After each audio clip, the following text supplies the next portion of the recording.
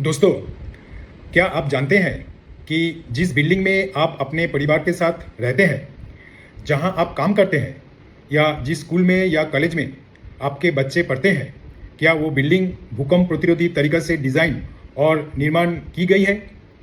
अगर नहीं, तो सोचिए किसी बड़े भूकंप जैसी आपातकालीन परिस्थिति में क्या होगा?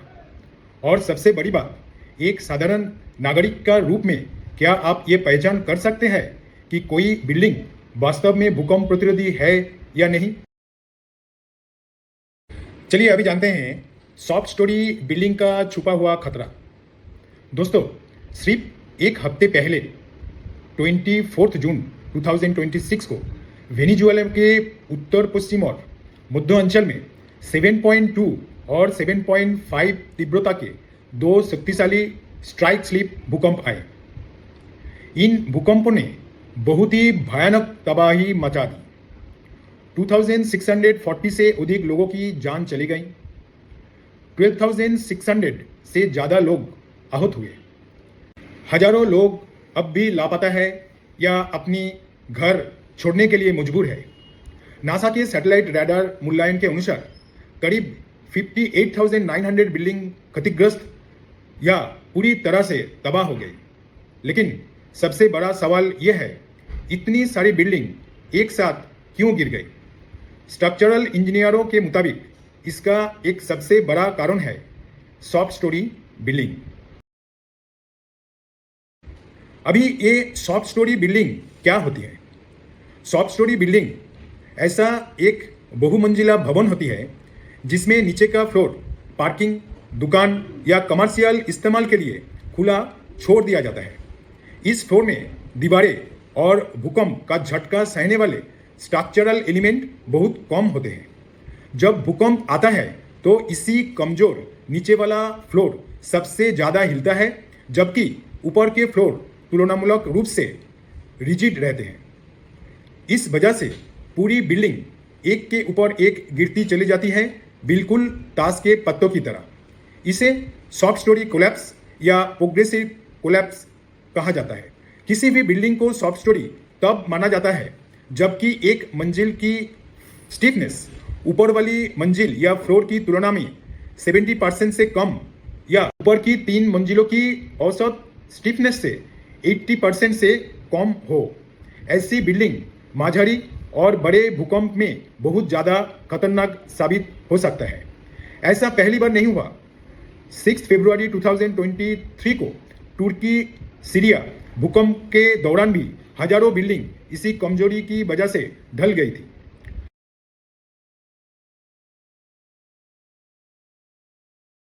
भारत को इसकी चिंता क्यों करनी चाहिए?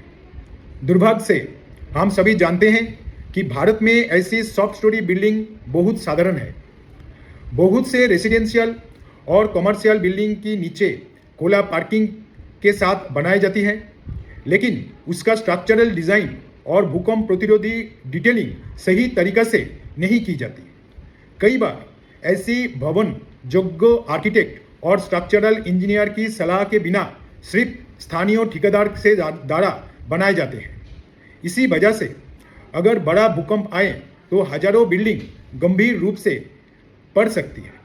सवाल ये नहीं है कि भूकंप आएगा या नहीं, सवाल ये है कि हमारी बिल्डिंग उस दिन उसका सामना करने के लिए तैयार हुआ है या नहीं।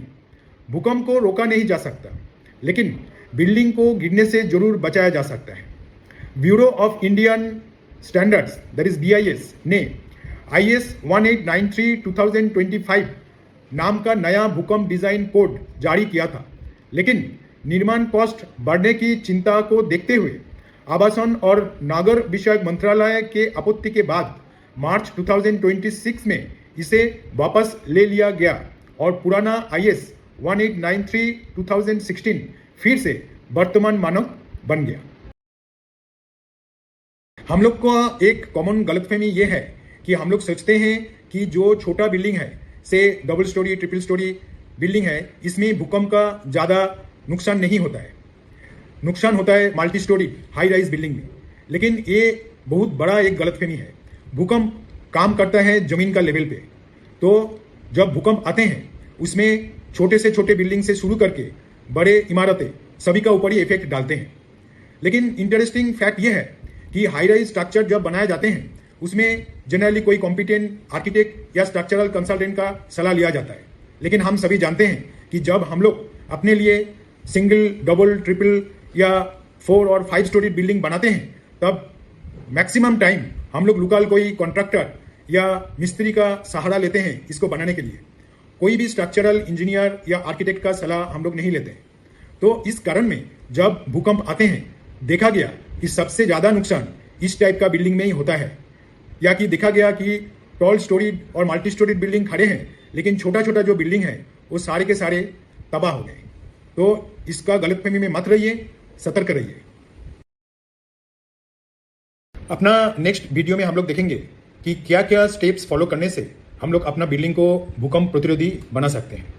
तब तक के लिए आप लोग हम लोग का चैनल के साथ जमे रहिए और फॉलो करते रहिए। अगर आप एक नया घर या बिल्डिंग बनाने की सोच रहे हैं या आप अपनी मौजूदा बिल्डिंग की भूकंप सुरक्षा जांचना चाहते हैं तो एक अभिज्ञ स्ट्रक्चरल इंजीनियर की सलाह आपकी जान और संपत्ति दोनों को सुरक्षित कर सकती है। अब सबसे दिलचस्प बात यह है कि अपनी बिल्डिंग को भूकंप प्रतिरोधी बनाने के लिए आपको ज्यादा पैसा खर्चा करने की जरूरत नहीं है।